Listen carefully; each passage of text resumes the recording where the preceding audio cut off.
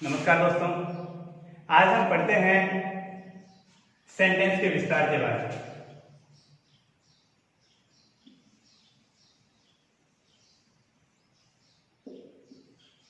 देखो, हमने सेंटेंस का नॉर्मल पैटर्न तो हमने पढ़ रखा है। हमने पढ़ा था सेंटेंस के बारे में, जैसे सबसे पहले क्या यूज करते हैं, हम सब्जेक्ट यूज करते हैं, और इसके बाद क्या यूज करते हैं, वर्ब, और इसके बाद ऑब्जेक्ट यूज करते हैं। तो यहां तक तो हमने पढ़ रखा है, पर कभी कभार आपने देखा होगा कि सर यूज करते हैं कि यहाँ पे अदर आता है। तो ये अदर आखिर है क्या चीज, इस अदर को हम क्या कहेंगे? तो ये होता है एम पी टी और आर। अब ये एमपीटीआर क्या है? एमपीटीआर का मतलब क्या है यहाँ पर? तो एमपीटीआर में एम का मतलब तो है मैनर, पी का मतलब है प्लेस, टी का मतलब है टाइम, और आर का मतलब है रीजन। अब बात करते हैं मैनर का मतलब क्या होता है हिंदी में। मैनर का मतलब होता है तरीका।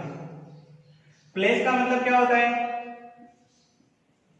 स्थान, और टाइम का मतलब क्या होता है,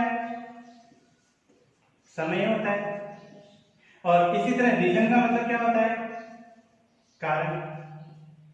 कहने का मतलब हमारा जब भी कोई सेंटेंस बनेगा तो हम सबसे पहले यूज करेंगे सब्जेक्ट को, और सब्जेक्ट का मतलब कर्ता,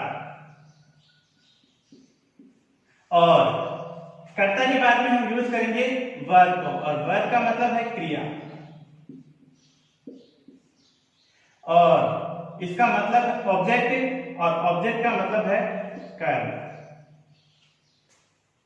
अब हम बात करते हैं कि सबसे पहले तो आता है सब्जेक्ट, उसके बाद वर्ब, वर्ब के बाद ऑब्जेक्ट, और ऑब्जेक्ट के बाद में मैनर, मैनर के बाद प्लेस, प्लेस के बाद टाइम, और टाइम के बाद में हम क्या यूज करेंगे, रीजन यूज करेंगे। ये हो गया full of sentence.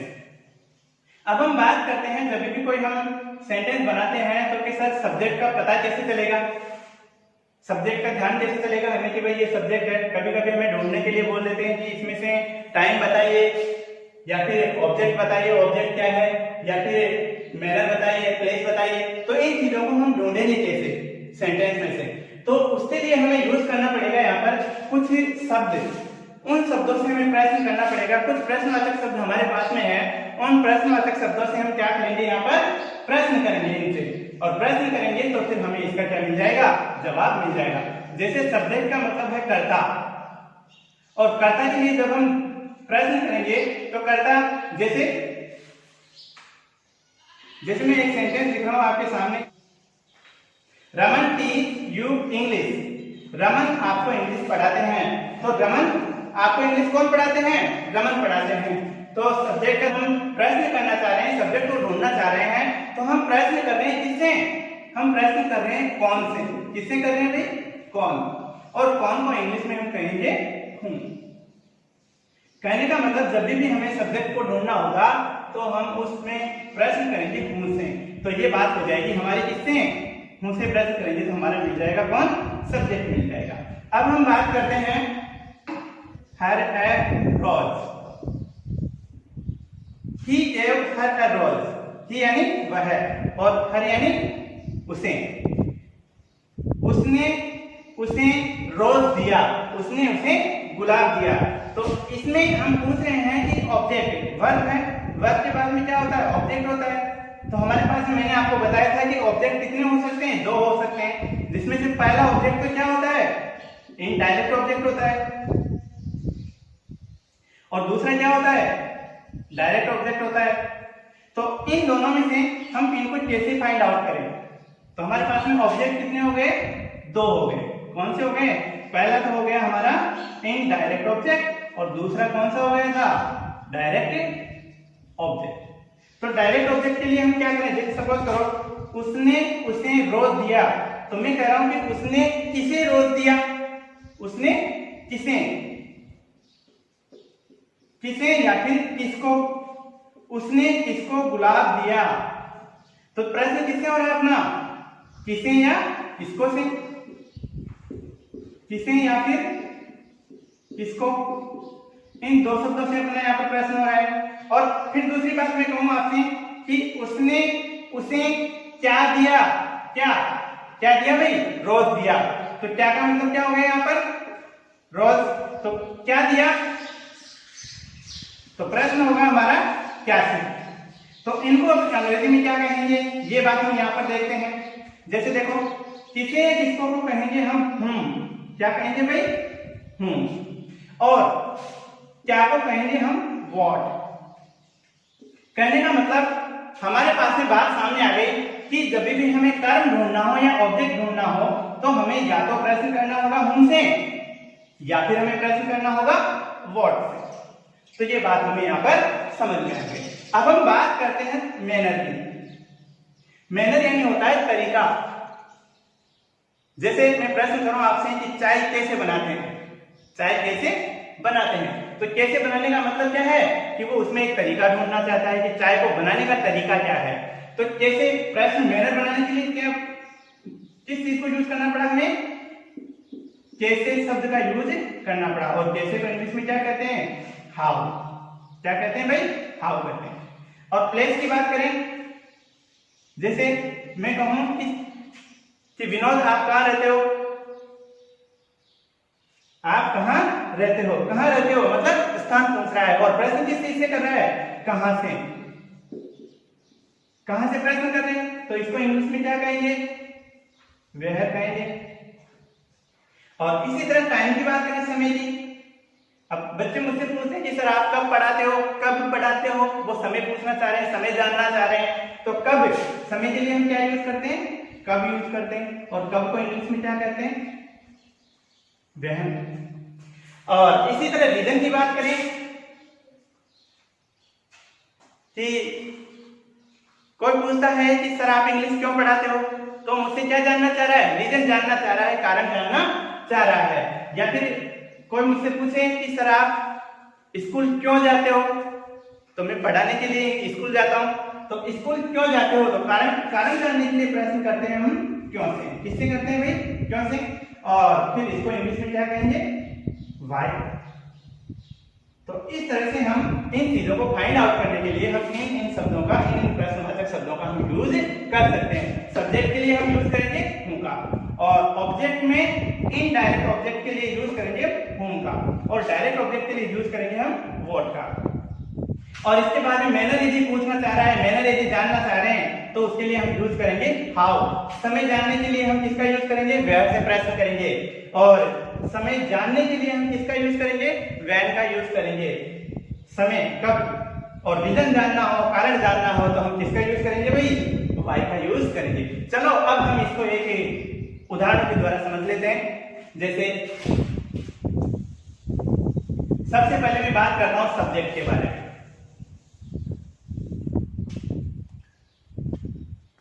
Subject find out कैसे करें,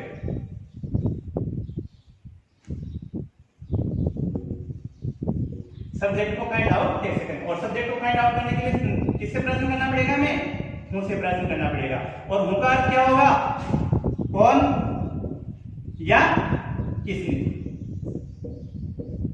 कौन या किसने। जैसे Ritesh is playing football. Ritesh is playing football. अब यहां पर बात चल रही है हमारी कि खेल कौन रहा है, फुटबॉल कौन खेल रहा है। रितेश के बारे में जानना है तो हम जवाब करेंगे यहां पर हूं से। किससे करेंगे भाई, हूं से। हूं इज प्लेइंग फुटबॉल। तो ये बात हमारी आ गई इसमें कि हमें सब्जेक्ट फाइंड आउट करना हुआ, तो हमने प्रश्न किससे किया, उनसे प्रश्न किया। तो हमारा क्या सामने आ गया, सब्जेक्ट सामने आ गया। इसका जवाब क्या हो गया, उनका जवाब हो गया रितेश। इसी तरह अब हम बात करते हैं ऑब्जेक्ट की। किसकी बात करें, ऑब्जेक्ट की।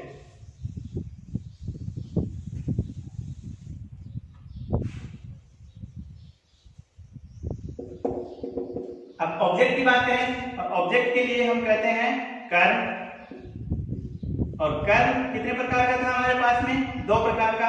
कौन कौन सा कर्म था हमारा? एक तो था डायरेक्ट इनडायरेक्ट ऑब्जेक्ट, और दूसरा था हमारा डायरेक्ट ऑब्जेक्ट। तो इनडायरेक्ट ऑब्जेक्ट की बात कर रहे हैं हम, तो किससे प्रश्न करने के लिए बताया मैंने आपको? whom से। whom का हिंदी में अर्थ क्या होता है? किसे या किसको, किसे या किसको। और डायरेक्ट ऑब्जेक्ट की बात करें तो whom बताया मैंने आपको कि व्हाट से प्रश्न करेंगे। किससे प्रश्न करेंगे? व्हाट से। और व्हाट का हिंदी में अर्थ क्या होता है? देखिए अभी जैसे रितेश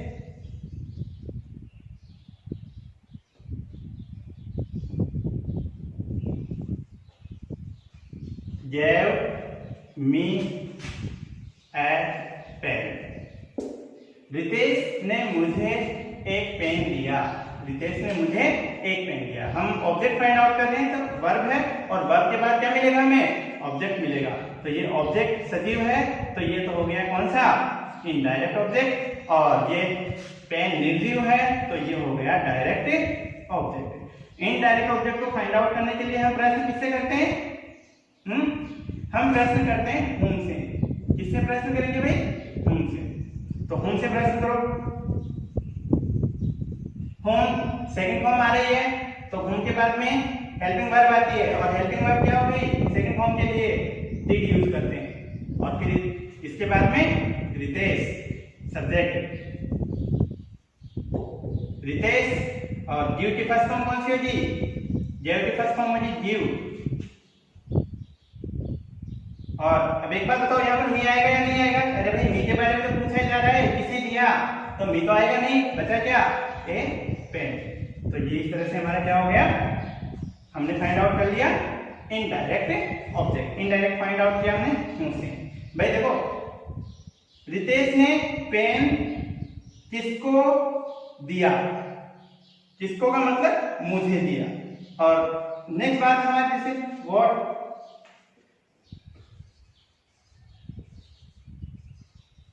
व्हाट से बात करें, व्हाट डिड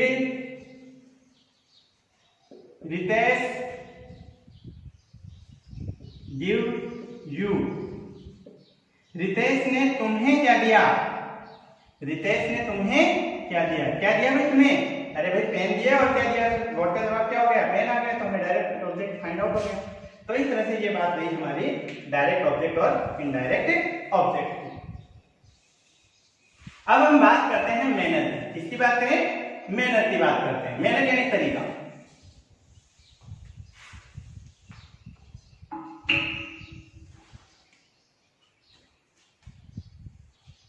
जैसे मैनर, मैनर यानी होता है तरीका, और तरीके के लिए हम प्रश्न करते हैं हाउ से। और हाउ को हिंदी में तो पता ही है कैसे कहते हैं। जैसे स्टूडेंट कहते हैं कि sir you teach English very well. Sir आप इंग्लिश अच्छा पढ़ाते हैं।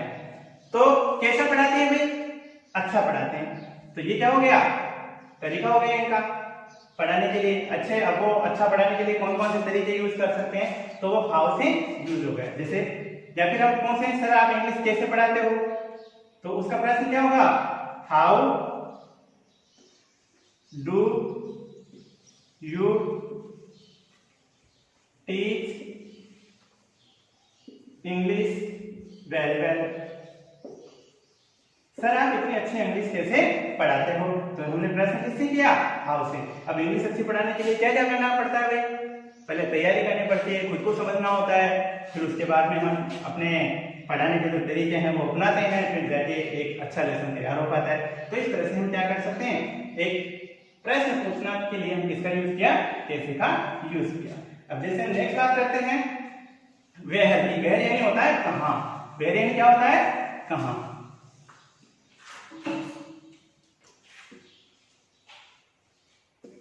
वेयर को हिंदी में कहेंगे कहाँ, कहने का मतलब हमें यूज क्या करना है प्लेस, प्लेस के बारे में पढ़ते हैं। प्लेस यानी स्थान होता है, और उस स्थान के लिए हम प्रश्न किससे करेंगे वेयर से। जैसे सर आप इंग्लिश कहाँ पढ़ाते हो, where do you teach, where do you teach English. Sir आप इंग्लिश कहाँ पढ़ाते हो। तो ये प्रश्न किससे हो गया, कहाँ, स्थान पूछ रहा है। तो मेरा जवाब होगा I teach English in the school. कहाँ पर पढ़ाता हूं भाई, स्कूल में इंग्लिश पढ़ाता हूं।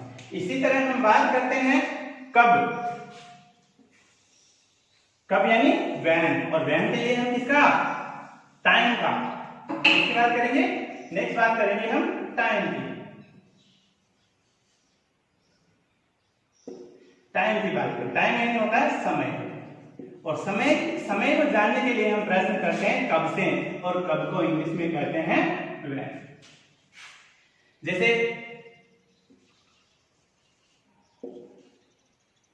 When do you teach English,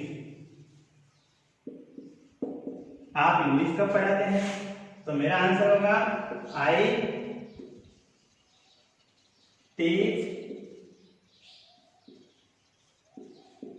English in the morning. कब पढ़ाता हूं भाई, मॉर्निंग के समय इंग्लिश पढ़ाता हूं। समय के बारे में हमें पता चल गया। अब लास्ट है जैसे वाई, और वाई के लिए रीजन, कहने का मतलब हमें रीजन का पता करना है।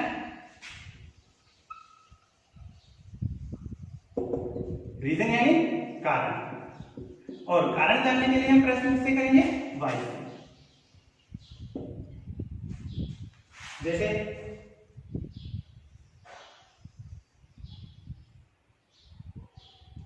जैसे आप क्यों हंस रहे हैं, वाई आर यू लाफिंग, आप क्यों हंस रहे हैं। तो मतलब हंसने का क्या पूछना चाह रहा है, कारण पूछना चाह रहा है। तो इस तरह से हमारे सेंटेंस के बारे में आज हमने बात की कि सेंटेंस की